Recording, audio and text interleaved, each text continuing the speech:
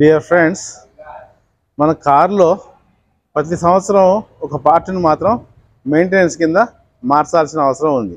అదేంటి అంటే ఈ వైపర్ బ్లేడ్.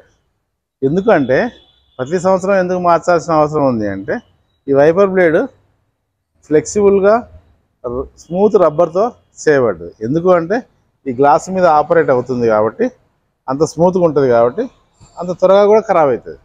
అయితే దీన్ని సకాలంలో టైం టు టైం మార్చలేదనుకోండి, ఇది హార్డ్ అయిపోయి దీని స్క్రాచెస్ ఈ గ్లాస్ మీద పడిపోతాయి.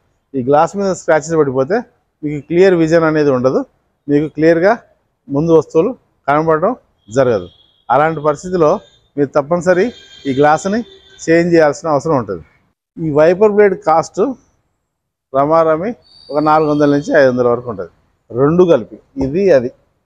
అయితే అదే టైంలో ఈ గ్లాస్ ఖరీదు 5,000 నుంచి 10,000 వరకు 12,000 వరకు ఉంటుంది, depending upon the car model variant.